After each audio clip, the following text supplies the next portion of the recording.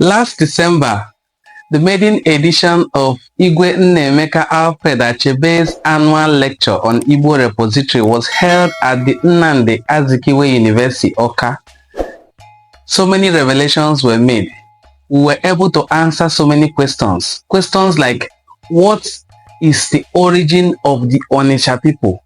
What is the origin of the various tribes in Igbo land? I'm bringing you today a full video of that event. We have shared this before when the event held in December, but today I want you to take your time and carefully watch as Igwe Alfred Nnaemeka Achebe presents details of questions that are bugging Igbo people. Questions like, where are the Igbo people from? How old have we lived in this area called Igbo land?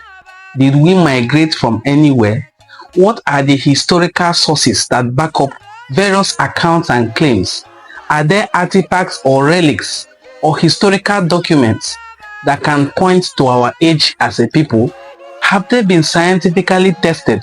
What proofs do we have of our origin and our age in this part of the world? Enjoy watching this video as it will help to clear any doubt you have about the various accounts of migration histories of the various tribes in Igbo land. Enjoy watching. You're welcome to Nnamdi Cultural Forum. In case this is your first time of coming across our videos, please subscribe to our channel, and after this video you can find so many other beautiful videos that are relevant to your choice. Please take your time to watch them and share with your audience. You have a very pleasant time watching. We've talked about Nsukka and Afikpo, and they support the autochthony hypothesis. Then, of course, the internal migration suggests that Igbo, Yoruba, Edo, Jukun, and so on and so forth had an ancestral connection before they broke away. And if they did, why don't you go back and reestablish that connection? Because in Nigeria today, only open and natural one near. So we have to rediscover our connections and build a platform to address our own challenges and so on. So we'll come back to Onitsha. And again, for Onitsha, 9 years Chima features very prominently in the founding of Onitsha, and of course a whole lot of other communities. On the Enoani and Neoma side, there are probably 19 communities that disclaim descent from Chima. On this side, many more. On the history of Onitsha, and the Onitsha were part of, they were Edo people. Edo people, and then Esebo, and they migrated, okay, led by Chima, okay. Eluwa, who wrote the book I Don't Need To, claims that Ndi Onitsha were part of that return migration, or that migration of Ndi Igbo when they left Ile-Ife. And I guess Ndi Igbo, so they stopped in Benin for several centuries and then continued their migration.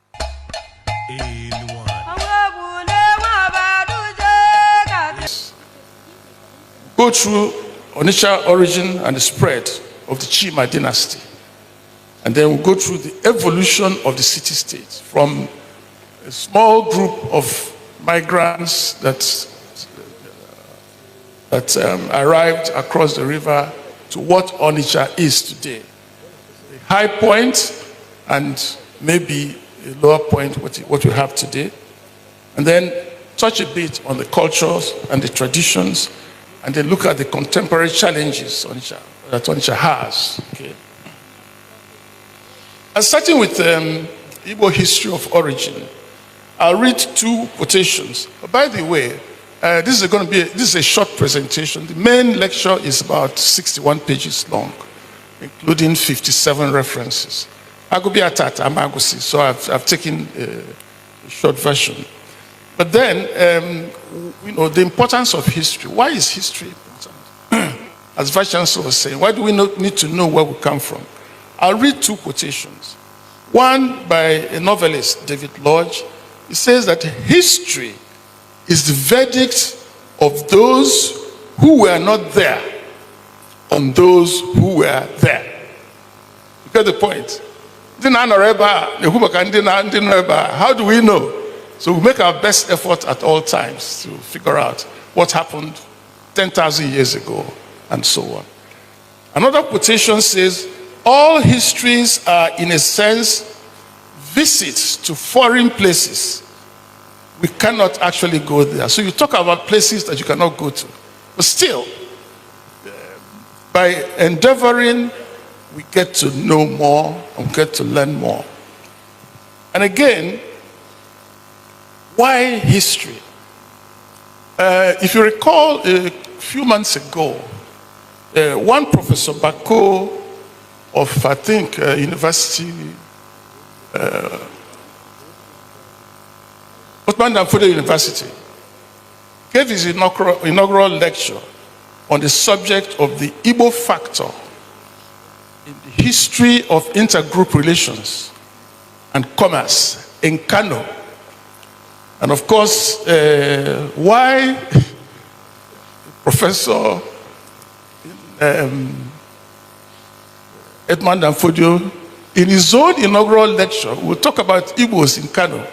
And of course, he badly misrepresented the Igbo presence and the history of the Igbos in Kano in the way Anyibundi Igbo will see it. And immediately, Dr. Sam Amadi gave a lecture, like a response to that lecture by Professor Bako. And Sam Amadi said that forgetting is dying. If you forget, if you then you are not existing. But self-awareness and other awareness are most important aspects of existence. And it says, when we forget events and their meaning, we expose ourselves to deception by competitors and our enemies. When we forget events and their meanings, we expose ourselves to deceptions by our competitors and our enemies, which is what Dr. Bako has tried to do. He's tried to deceive people about Ndi Igbo. And of course, Sam Amadi rose up to that. More to say on why we must pay attention to our history. Adiele Afibo, our great historian, said, the Igbo people, like any other group of people, are anxious to discover their origin and to reconstruct how they came to be where they are. Why are we here? Why are we not in the Niger Delta or in the desert? And we've been here, we're making our life here. Their experiences under colonialism and since Nigeria's independence have emphasized for them the reality of their group identity they want to anchor into authentic history. So the war has made us realize, or should make us realize, who we are and to value it and hold it very dear. Finally, one more quote, or it's not a quote actually, but it's a narrative. During the war, Second World War, Sir Winston Churchill was the Prime Minister of Britain. And he kept saying to the British people on his radio broadcast every evening that the most important reason why Britain must defeat Germany in the Second World War is that it is the winner who lives to write the history. And Britain and America wrote the history of the Second World War. Germany was the bad guy. Okay? But Germany fought back. Not by writing history, but with technology. So today, the German economy is far bigger and stronger than the British economy. Why we must open our eyes. Colonialism. The colonial people wrote the history of colonialism in Nigeria. And even those things they wrote, we used it to do our exams, our school certificate exams, and so on. Thankfully, there's a new book, it's out for about 3 years now, by Max Suliom, And the title is What Britain Did to Nigeria, the History of Conquest and Rule. It's a counter-history to the colonial history, using the same sources that the colonial people used, from the crown agents, from the colonial office, and digging out information that were hiding there. You feel the damage that Britain did to Nigeria, particularly Igbo. They took over the north, controlled it, and the west, but they couldn't figure out Igbo. Asaba, Ekumeku, na Nyoma, they couldn't figure it out. Arochukwu, they couldn't figure it out. So they wrote our history, which we have to respond to. That book is very useful if anybody can get it and read it. And nearer home, the Civil War. Who is writing the history of the Civil War? Orondiozo. Aywabundi Ajomadu, right? Who are the rebels and so on. So if you don't fight for yourself, your enemies will write your own history the way it suits them, which is very, very important, which is the very reason why the repository, the Igbo Repository, becomes very important. Not only UNICEF, because there are other institutions where such efforts are being made. And we have to all work together and stand tall. And what we're going to talk about today will show you compared to Ndiozo.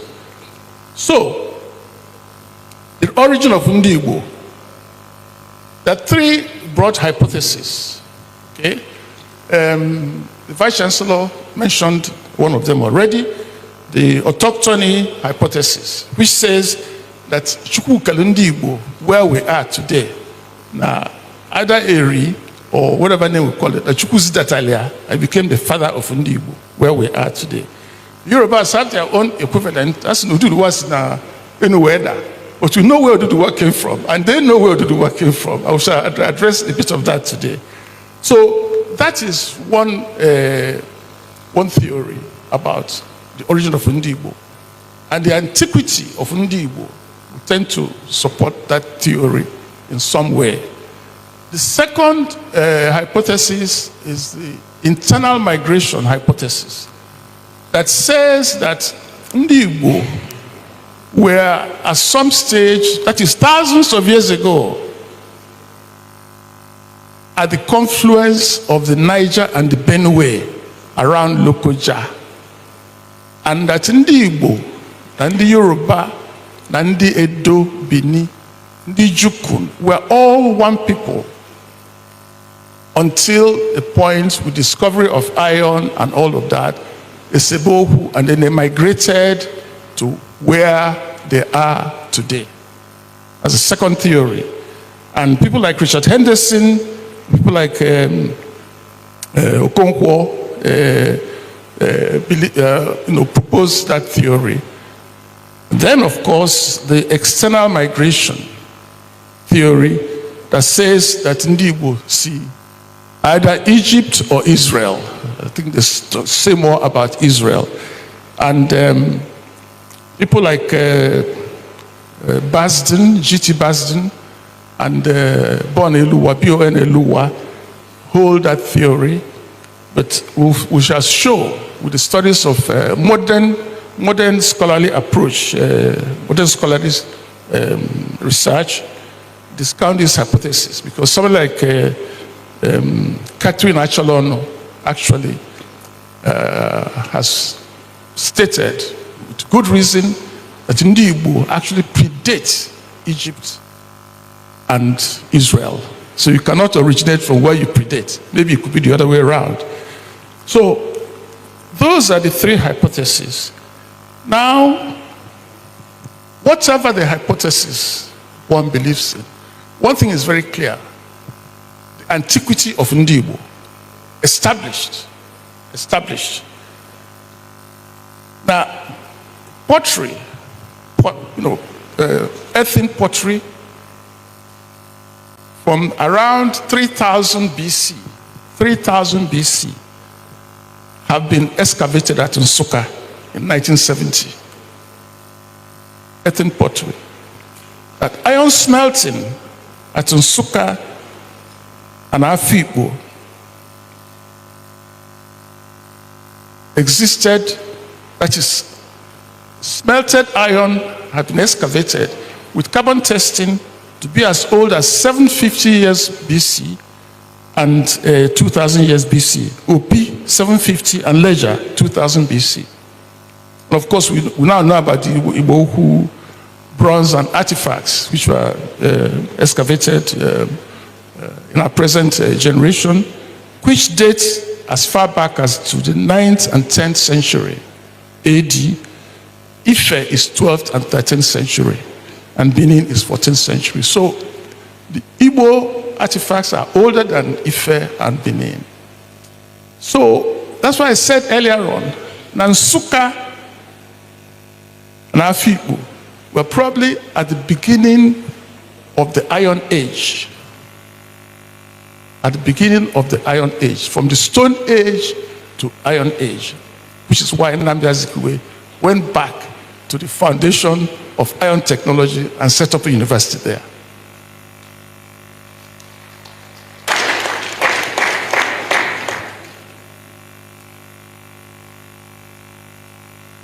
Another point about Igbo antiquity. This one will cause controversy. After this lecture, I expect there'll be some media reaction. But we've prepared a press release. We should cover what I said as much as possible. Prof, I hope we have the press releases ready now. Okay, thank you very much.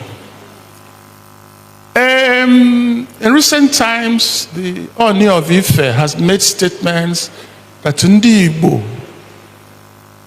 came from Ile-Ife. He's made that statement several times. Ndi Igbo Jeffrey, oh, I know no bofu. No, I swear. But he didn't say when Ndi Igbo got to Ile-Ife before they left, when the Yorubas left, arrived in Ile-Ife. But it is well established that Ndi Igbo were in Ile-Ife long before the Yorubas arrived there. Established. And the authorities that I'm quoting are more Yoruba than anybody else. Ndi Igbo were there and dominated Ile-Ife. Okay. Today, there's still a village in Ile-Ife, which is the remnants of the Igbos who didn't migrate away. Because the story was that Ndi Igbo were there, dominated Ile-Ife, okay, until the Yorubas came. And then, by cordial relationships and all of that, okay, Ewesebo on who to succeed, Ududuwa, or, and so on. Ndi Igbo were claiming it's their rights, the Yorubas, and so on. And Ndi Igbo started attacking the Yoruba elements. When they used masquerades to attack them. The Yorubas thought they were spirits. They were afraid until Moremi offered herself as a slave woman to the Igbo group. And they presented her to the king of Ndi Igbo. That's how she found the secret. Now more Abro spirit, and gave the story back to their people. And they defeated Ndi Igbo. Then migration coming back. That is the significance of Moremi in Yoruba history.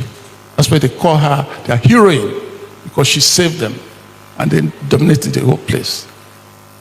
Today, in Ile Odua, which is the palace of the Ooni of Ife, the ancient throne of the Igbo king is still there. And it's part of their ceremonies. And they have an annual ceremony which they call the AD ceremony, which marks the defeat of Ndi Igbo and their return home. It's an annual ceremony. There's a scholarly article on that. I'm not talking about them. These are all references that I'm quoting. And of course, Reverend Samuel Johnson, The History of Yoruba People, it's a big volume. Eluwa, Onye Igbo. Aremu Ijesakin, and Ademiliya are Yorubas. They wrote this scholarly article on the annual festival. Professor Ade Obayemi, who is one of the top Yoruba historians, and of course Oba himself, in the disputes between Ooni of Ife and Olugbo of Ugbo land. Ife people claim that Moremi is their heroine. Olugbo said she's a traitor, that she was the one who revealed the secret that led them to get away, and that Ndi Ugbo were in Ile-Ife before the Yorubas arrived. Oni said, no, Ndi Igbo, IGPO, were there before Yorubas arrived, before Oduduwa arrived. In public, in print, in the newspapers. So what is the difference between Ugbo and Igbo? That's for another discussion, another time. But Ndi Ugbo, which is in Okitipupa in Ondo State, are probably part of that Igbo movement that left Ile-Ife.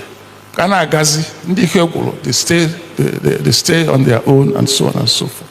So to summarize on the Igbo history, before we go into Onitsha, it's clear that according to Katin Acholonu, that Ndi Igbo had existed as far back as 11,000 years BC. And that was 7,000 years before the first king of Egypt, who was a black man. So you can figure out where he came from. Secondly, we've talked about Nsukka and Afikpo, and they support the autochthony hypothesis. Then, of course, the internal migration suggests that Igbo, Yoruba, Edo, Jukun, and so on and so forth had an ancestral connection before they broke away. And if they did, why don't you go back and re-establish that connection? Because in Nigeria today, only open and natural one near. So we have to rediscover our connections and build a platform to address our own challenges and so on. So we'll come back to Onitsha. And again for Onitsha, 9 years Chima features very prominently in the founding of Onitsha, and of course a whole lot of other communities. On the Enuani and Neoma side, there are probably about 19 communities that disclaim descent from Chima. On this side, many more. There are four versions of how Onitsha came to exist. Okay, one, from S.I. Bosa, on the history of Onitsha. And the Onitsha were part of, they were Edo people. Edo people, and then Esebeuku, and they migrated, okay, led by Chima, okay. Eluwa, who wrote the book Adonidu, claims that Ndi Onitsha were part of that return migration, or that migration of Ndi Igbo when they left Ile-Ife. So they stopped in Benin for several centuries and then continued their migration. The third hypothesis, which comes from Iseluku, there's a book, The History of Iseluku Kingdom. Now,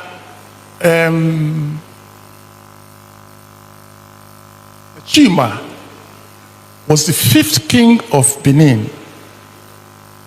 I'm sorry, the Chima was 5th king of Iseluku. But his father was the 4th, his grandfather was the 3rd, his great-grandfather was the 2nd, and then the 1st king of Iseluku was the son, the 2nd son of Oba Eweka, the 1st of Benin. Which means that Benin kingdom, Oba sent his son, 2nd son, to go and form a new kingdom as a defense against Igala and Igbo attackers. That is their claim. That's how Eseluku got established. And that Onitsha is the 5th king of direct descent from Eweka the First. Now it gets interesting because Eweka the First is the son of Oramion, who is the son of Oduduwa, established. And these Benin people now claim that very clear since the new Oba came onto the throne. So there are linkages which we need to figure out. That's the point I'm making. And in all of this, Benin features very, very actively. And of course, the 4th migration, Bona actually narrow, because the Aros were itinerant people migrating from one place to the other. Aro medicine man went to Benin, established himself, became a soothsayer to the king. Then there was a disagreement and he came back. Okay, but then if you go through the history, you'll find that the Chima era existed before we know of the Aro migration. There's an Aro migration westwards and then came back again. So which of them? There are also a whole lot of consequences, in terms of, if you're looking at all these 4 theories. I discount the Aro hypothesis, but SI Bosa, Abundi Bini, Eluwa, Abiana Benin are migrated, and then of course Iseluku, that Abundi Seluku originally but migrated from Benin. By the way, after Chima reigned, Iseluku went into crisis. Azolo to replace him went into crisis, which led to the migration of Oreze coming back to former Onitsha. But then other people from Iselu went to found other communities, Isela Zaba, Isela Pichima, Onitsha, Olona, etc., etc. Okay. But one thing is constant, that there was a migration from Benin. Okay, so the Oreze group then arrived, got across and settled down. Okay, so we're looking at Onitsha now. From the time Oreze settled with his people, followed by Chimevi, Obi Chimevi, followed by other kings, up to Aroli. So from Oreze was the beginning of Onitsha, settling down. Aroli took it to the next level, and I look at the 3rd level now when Christianity and colonialism came up to the present time. Now, the components of Onitsha Donidu, which is Onitsha, okay, the components, first of all, is the core group that Chima led up to wherever it was, and Oreze now led them across, and that was whom was the Chima, comprising of Isiokwe, Olosi, Umwezaroli, and Okebunabo. Okay. Umwezechima and Onitsha. The second group, Bundi Bayazo, the migration along the way. It all came out together. It all had their functions.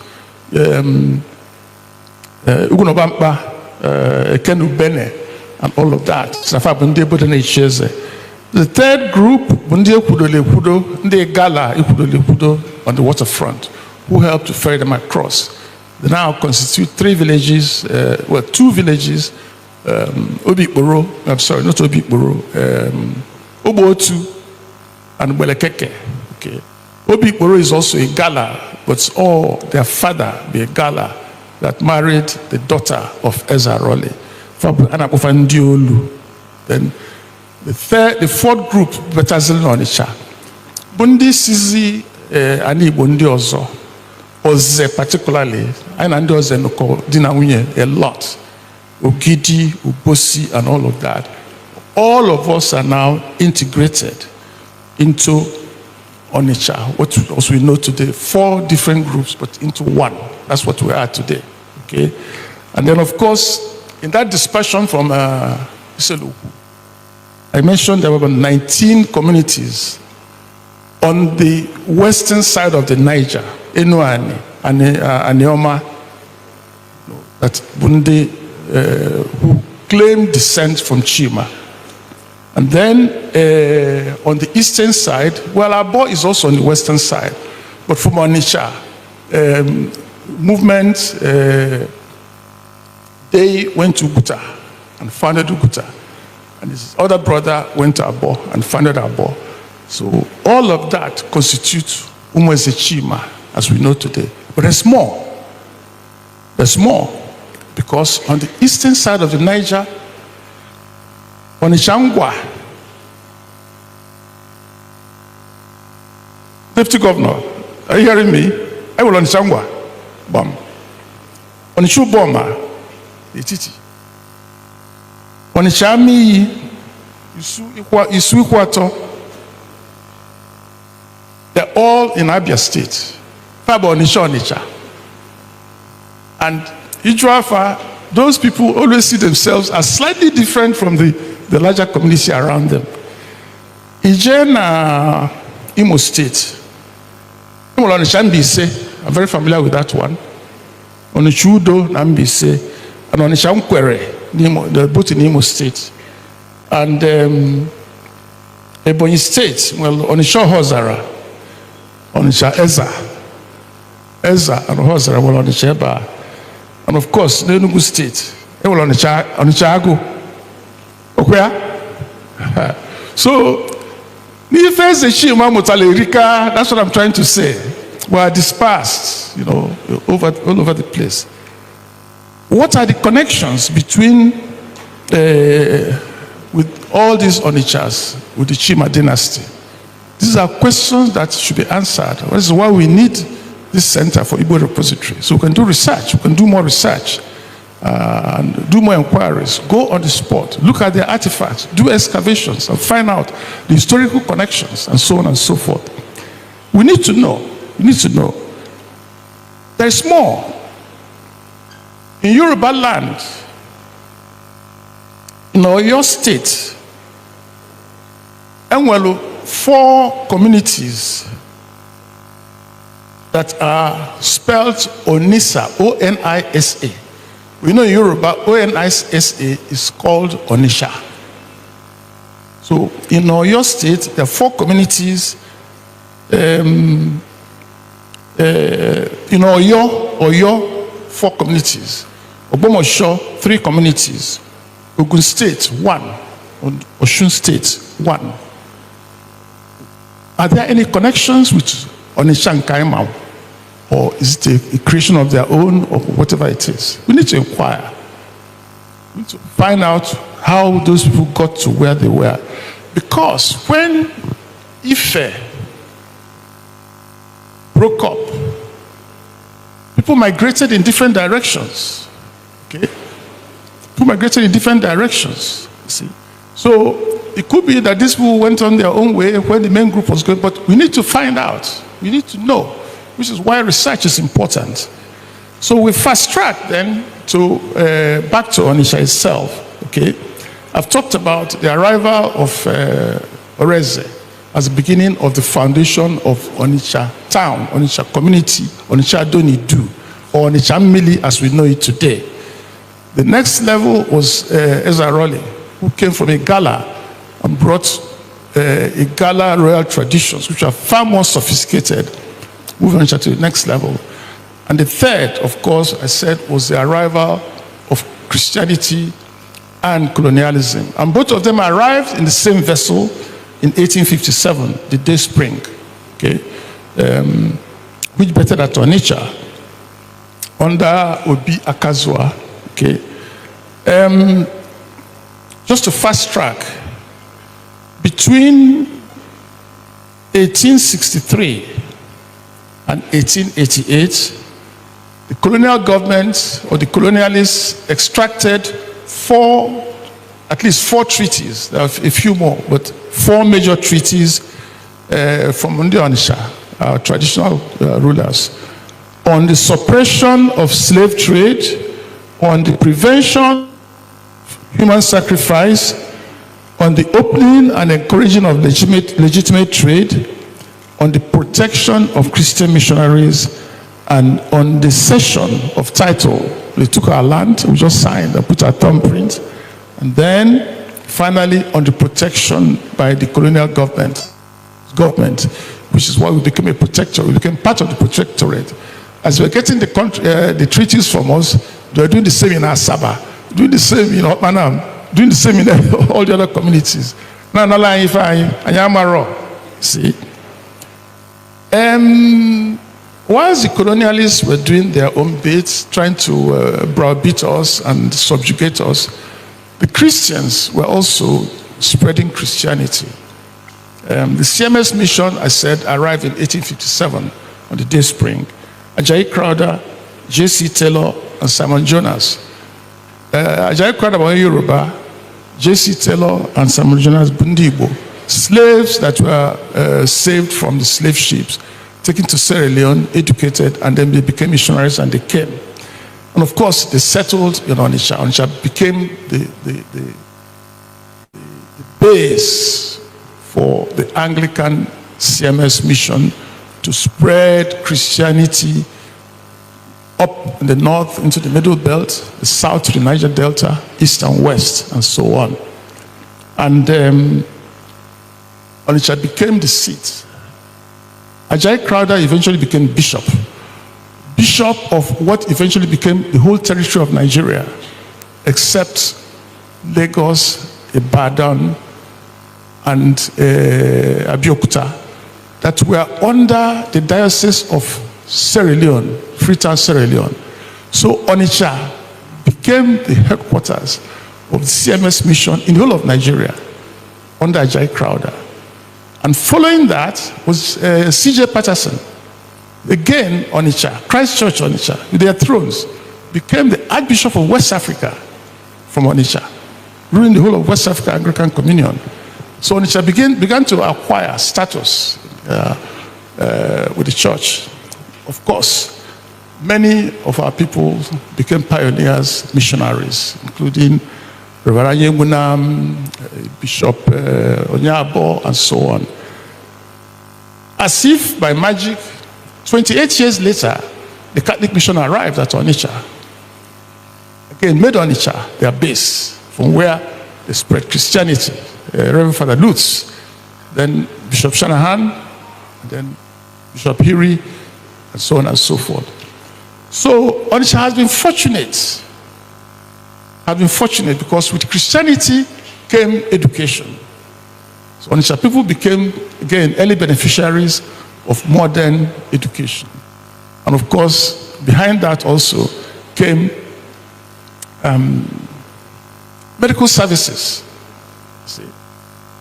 But of course, there are backlashes because Christianity now says that polygamy is not a right thing to do. So, if you want to become a Christian, I think you should and marry only one, the first wife, and all of that. And that's created a pushback, from some of our people. A few other things that they were demanding, which by now Tarasi and now Tasoro and so on. In Onitsha, the big challenge the Christianity had, one, Ozo Onitsha. We still have issues, but we're in dialogue. See, asking if you can share night no noka. You see, pastor nature of issues or sit up and she go to night. So it's normalizing. And one of our very ardent Catholics, Ibu Diokpa Lulie Nabefa. And he was torn between he was torn between that and his Christianity. He went to the Archbishop, Hiri said, now so they took a video of Ozo Onitsha. I went to Rome and presented it to the Pope. Pope said, I don't see anything wrong with that. I don't see anything wrong with that. So Ozo Onitsha goes to, and it's very fundamental to our spiritual beliefs. Okay. The second book, which again we've explained to the church. You see, if you dialogue, you get understanding, and sometimes even our masquerades, cause a problem. Mana Onitsha became the foundation, and Onitsha has benefited on the back of the Christian schools, particularly the secondary schools, CKC, DMGS, QRC. Entry was very competitive. What happened? Private schools sprang up. New Bethel College, Africa College, Our Ladies High School, Washington Memorial, Itukuku Memorial, Zik Institute, New Era, so many. Onitsha now became the mecca for people who are seeking for secondary education from everywhere. So, Umuaka Jala Onitsha, Kandina military, who are military commanders, who are governors of states and everywhere, in the north and everywhere else. Iponzuko, we can take over Nigeria. So Onitsha has benefited, okay? So we come to our culture, Onitsha culture. I'm just rushing because I don't want to hold you too long. Onitsha culture today and our traditions have four roots. Edo, which is Benin, Igala, Igbo, and then our own self-originated elements of cultural behavior, norms and practices. Okay, Edo, our rare traditions come from Edo and Igala, mixed Edo and Igala. Okay, Ifulu, Abani, Dupetalo, Asaba. That is very much Edo symbolism, okay, which we have also. Certain other elements, which is Igala. Our spiritual beliefs, our traditional spiritual beliefs, are largely Igala and Igbo. Largely Igala and Igbo. Ndi Onitsha, more Afia, Mogonogo, Igala. We know the spiritual symbolism of Mogonogo. Na Saba, Obu, Egugu. Egugu is the equivalent for us. And the interesting thing, now Lagos, Mwelo Eyo, which they call Egugu also, and other Yoruba areas have Eyo. And Eyo in Yoruba land commands the same respect as Egugu na Saba, as Moafia and Onitsha. So there's some connection there. Then our social system is largely Igbo by acculturation, okay? And then of course we have our own self-generated, internally generated elements of our culture and tourism. Then of course our governance and jurisprudence is largely Edo. So Ndichiani, okay, Ijan Edo, the same titles of Ndichiani are repeated or copied it from there. Asaba has some equivalents, Iseluku has some equivalents, and so on and so forth. And the functions of Ndichi are similarly the same. And of course, as we say, culture is never constant. It keeps moving and keeps evolving. Okay. I'll talk about our political system very quickly and our judicial system. The political system, our monarch, Igwe, is at the peak of it, supported by Ndiche, who we refer to today as the political heads of their various villages, etc.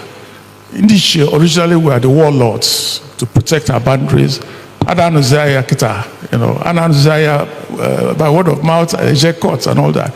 But they're the political heads of their various communities. And we meet together at the Council of Ndiche, where we discuss issues of the community under the monarchy, under the monarch.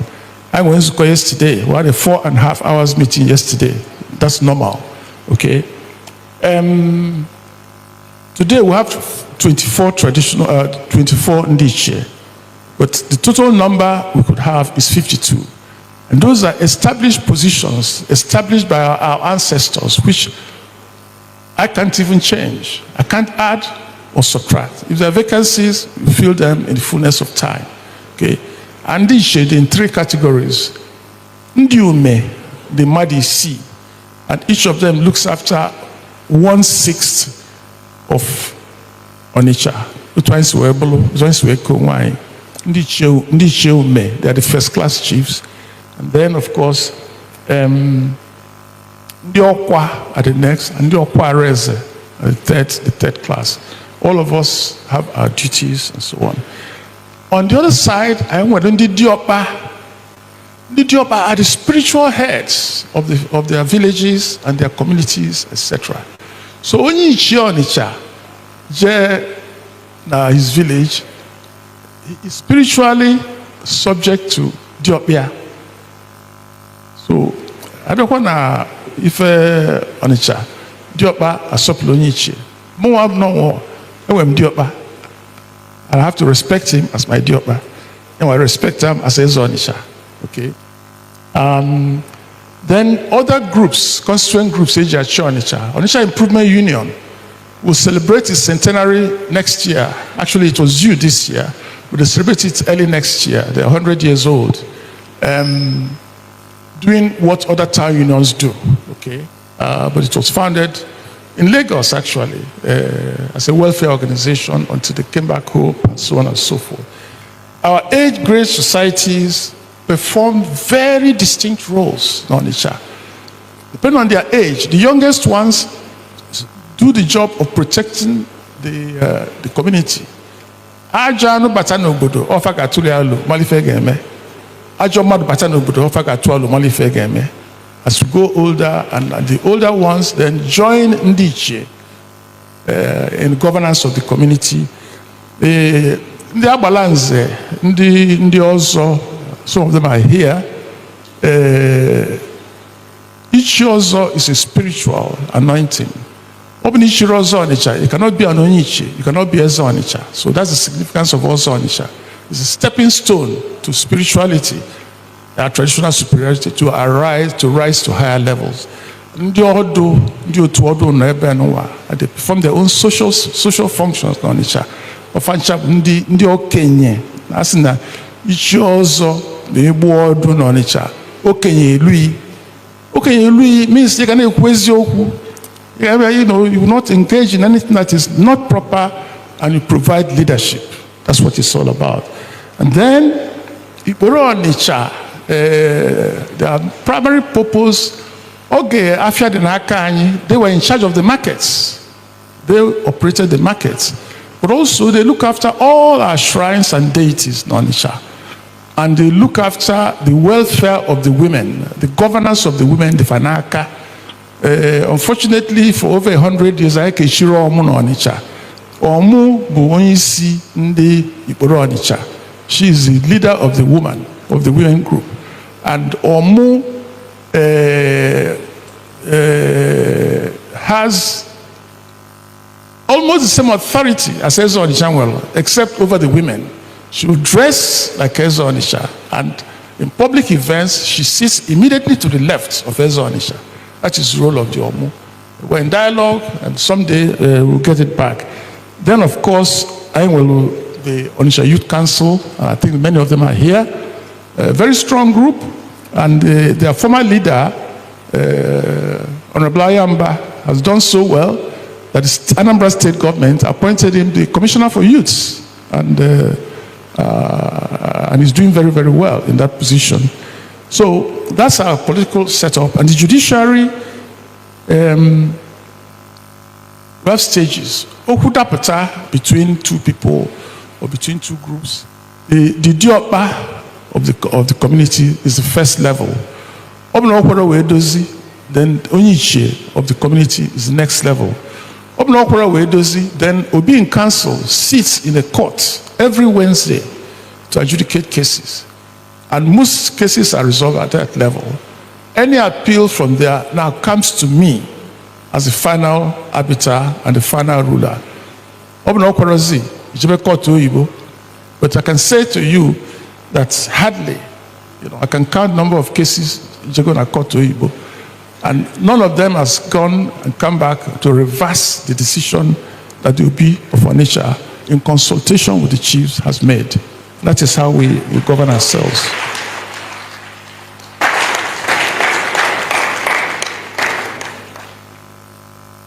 Actually, in one of the cases that went all the way to the Supreme Court, Justice Mary Odili wrote a very strong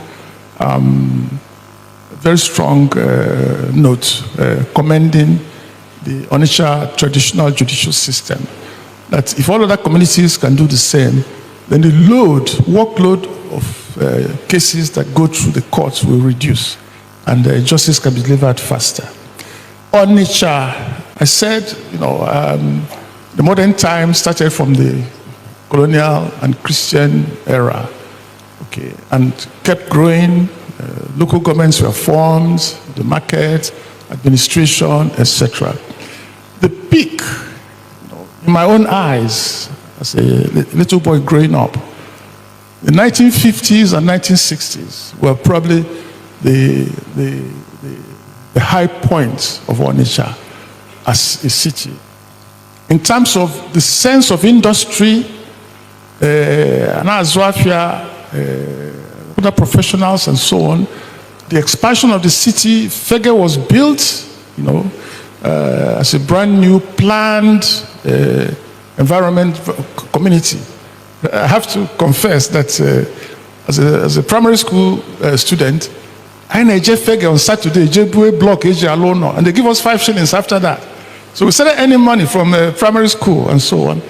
So those were the great days. There were cinemas, there were dance bands, there were bars where people go and have a good time. And people worked very hard and so on. And above that was the famous Onitsha market literature that are published, they're written and published within 1 week, Veronica, My Love, etc., etc. Onitsha market literature, which several scholars have done their PhD thesis on Onitsha market literature. The largest collection of those literature is in the Hoover Institution at Stanford University. Okay, so our ancestors created those literature, have to go to Hoover Institution to find out what is there. Now, this is what Chinua Achebe said of Onitsha market literature. So one of the most intriguing questions concerning this literature, why did it happen in Onitsha, has, however, not yet been fully answered, and I suspect will never be. It's a mystery, It is this area which interests me.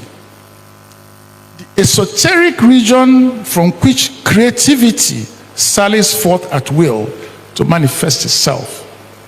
It says that Onitsha is the esoteric region from which creativity sallies forth to manifest itself. It's all we can do is to speculate that Onitsha is such a phenomenon. This is Chinua Achebe writing about the Onitsha in its glorious days when everything was bustling. The spokesman newspaper was there. Everybody wants to read. Some people read it upside down. But and politics was growing. Education, study centers, bookshops on New Market Road. Black and Maxwell. People who are doing their intermediate law studies. Before they go overseas and so on. That was Onitsha for you. And Christmas time, New Year time, anyway, carnival, from Old Market Road, Obomano, down to Ven Road North, and then back New Market Road. Fantastic. Okay? And this is what the way Onitsha had been described in those days, Onitsha of yore. So it is remarkable for its almost mythological evocation of local history and belief. Alison Anderson, and then J.M.G. Leclerc won the Nobel Prize in 2008, and he wrote a biographical novel titled Onitsha. How did the Frenchman get to Onitsha? His father was working in CFAO Onitsha, and he came as a young man, and what he saw eventually converted into a novel. And he described Onitsha Said the Onitsha indigene places high value on honor, decency, and amity. The ecclesial. And then my friend Hank Eso, who is a newspaper columnist, said that those who knew Onitsha of yore around 1960s cannot forget its hidden allure, its mercantile exuberance, and unfeigned charm.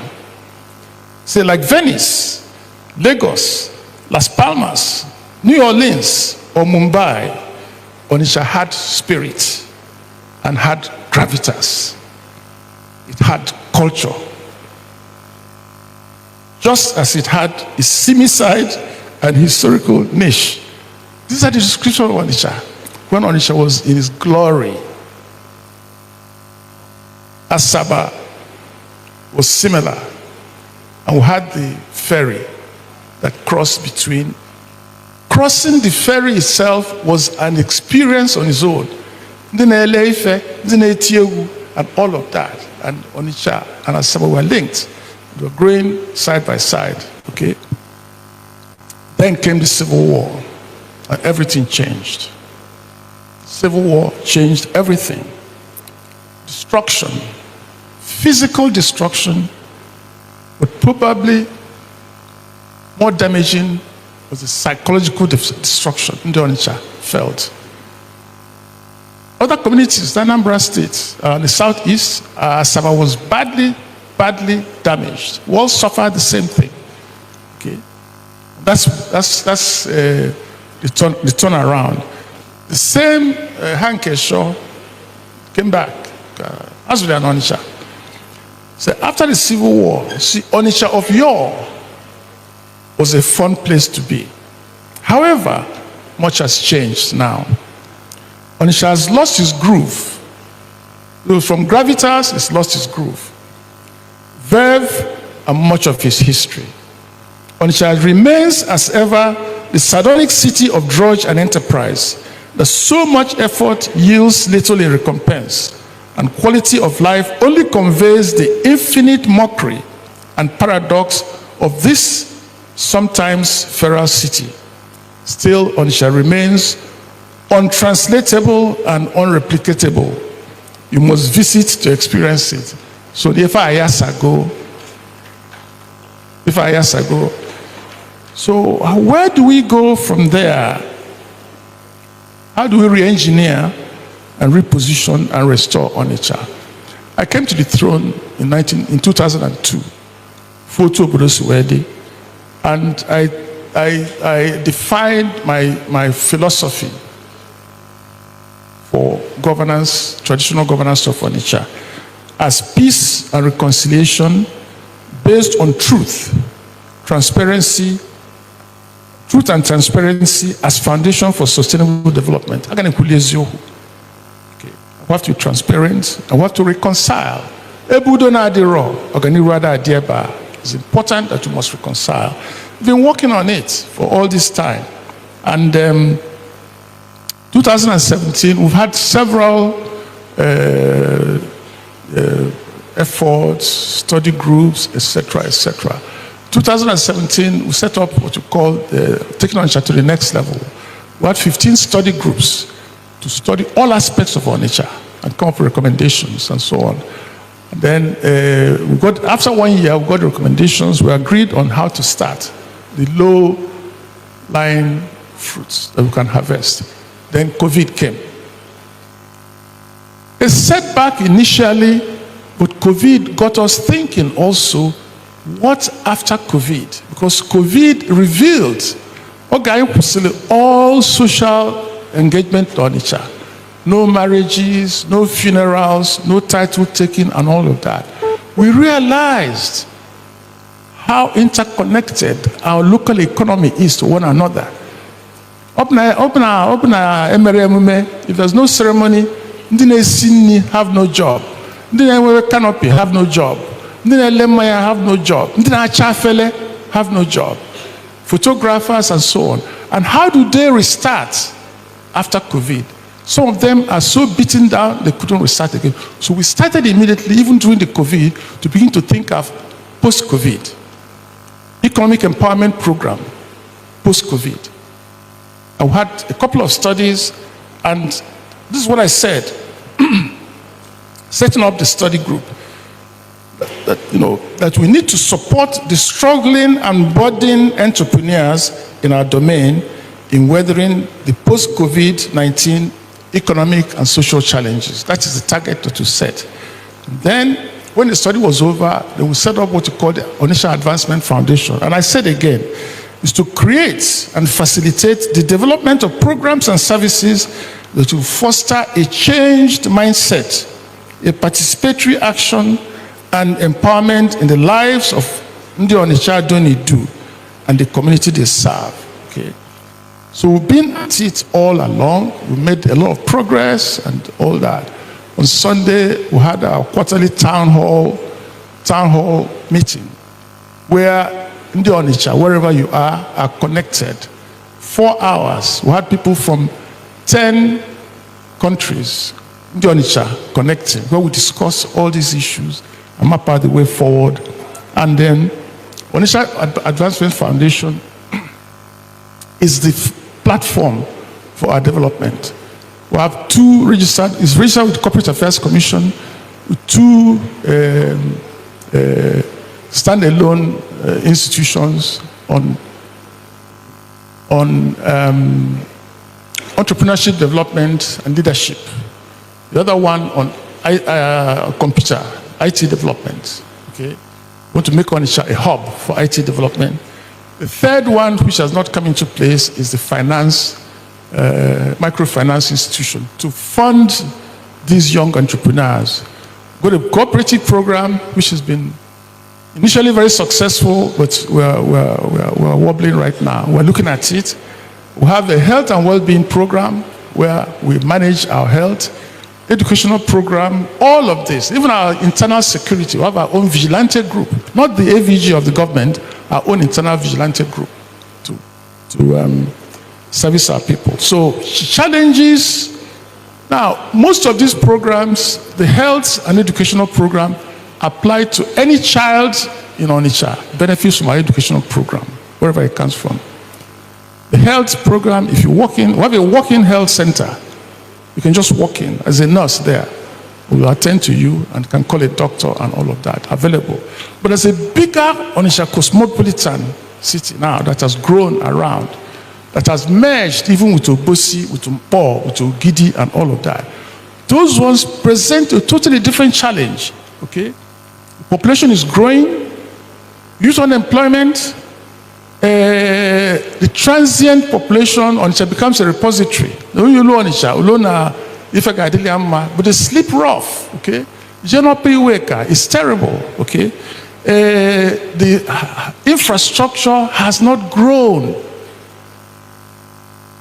Infrastructure has not grown. You probably see some roads that were built in the colonial times and so on and so forth. Inadequate and non-existent infrastructure, crime within, and Kinesia Bata is there. Of course, environmental pollution, noise pollution, air pollution. Onitsha generates the largest IGR in the state, and I think gets next to nothing. All the markets, the tax collected, we don't get money reinvested. And so those people being Onitsha, and the Onitsha, and the majority in Abrondi Onitsha, who contribute to that IGR, don't get the benefit of the IGR. Roads, where they live, and so on and so forth.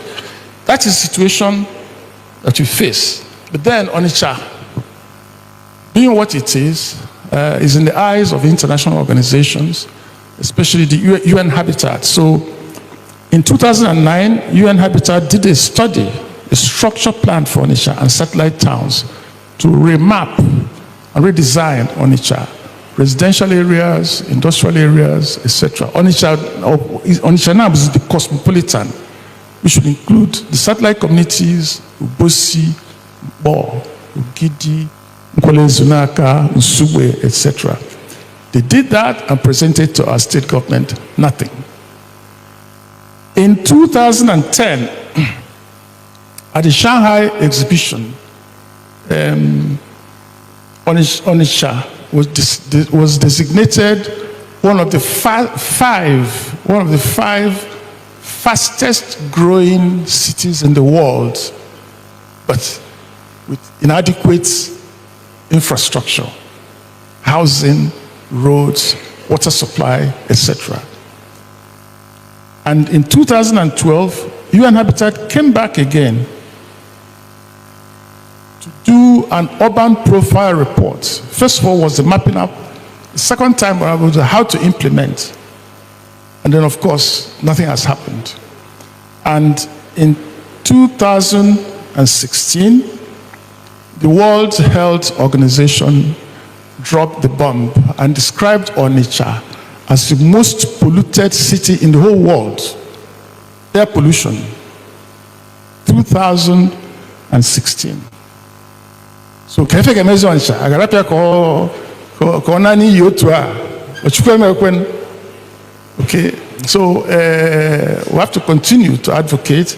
My proposal, which I had submitted to the previous government, was to set up an Onitsha Metropolitan Development Authority, and empower it to take charge. Either you do Onitsha, Greater Onitsha, or you can even do Onitsha. Onitsha should be alone. Awka, Nnewi should be development authorities and so on. So it's been a long story, but I'm now at the conclusion, thankfully. If you read the main lecture, there are several issues that are there that I don't have the answer to, but I flag them. I give my own opinion when it comes to. But there are basically 4 areas that I want to I want to draw attention to in my conclusion. 1, it's important to establish the linkage between Igbo, Yoruba, Edo, and the other language groups. If you go back to that internal migration where we all took off from and then broke up, if that is true. But the truth of the matter that linguistic experts draw a connection between these people. If you don't come together, ndị ọzọ will defeat you. I don't want to say much more about that because it becomes the headline. But it's very, very important that I can buy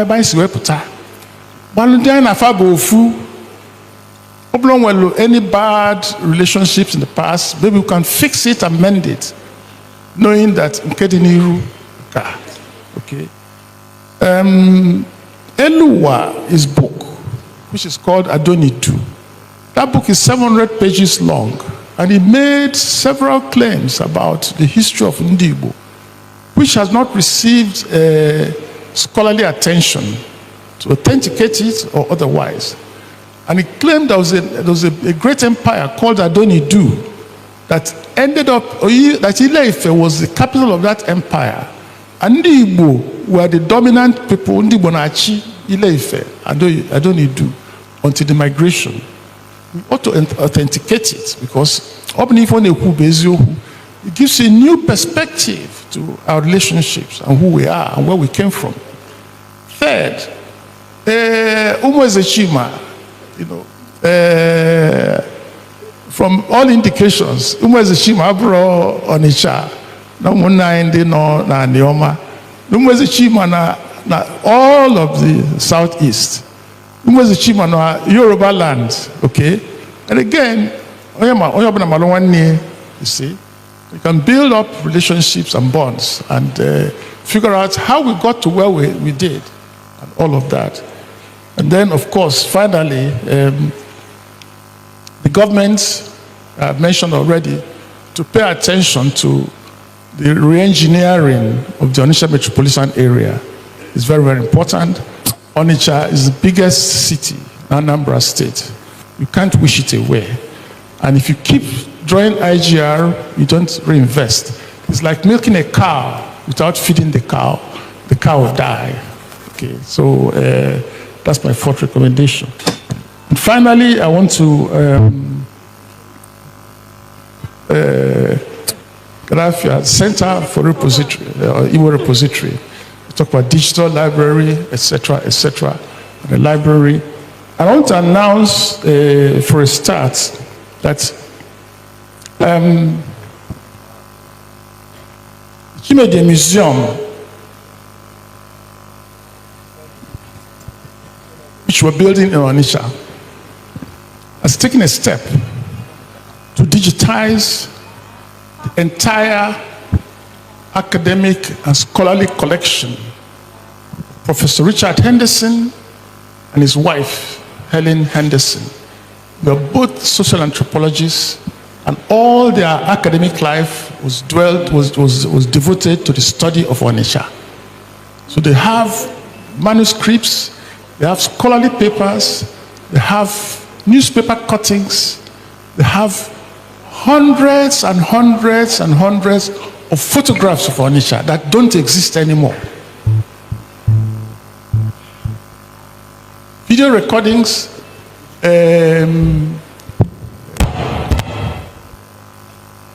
traditional music, Egu Ayaka, and such things. They recorded everything there in his house, his library in Tucson, Arizona. I go there once a year, and we've been digitizing all of this. You know, it's cost a lot of money, but we've preserved Onitsha. And the beauty of digitization is you can replicate. So, VC, a copy of the Henderson digital material will be presented to the Center for Igbo Repository as a start. Richard Henderson is about 93 years old, and he still operates his website on Onitsha, amightytree.org. amightytree.org. You go there, the treasure of information on Onitsha.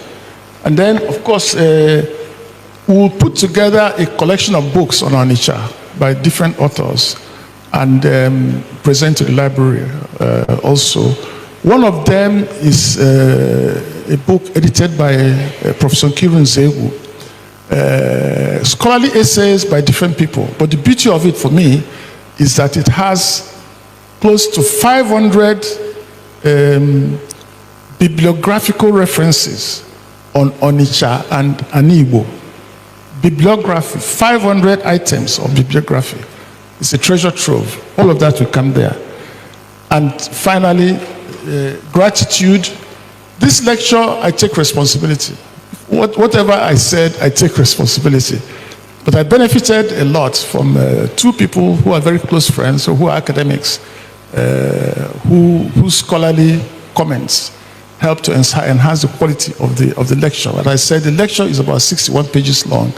Professor P.J. Eze of University of Nigeria, Department of Anthropology, past president of the Anthropological Association of African Anthropological Association, is a good friend. And then, of course, Professor Jerry Chukwokulu, who is Jerry, get up. Yeah.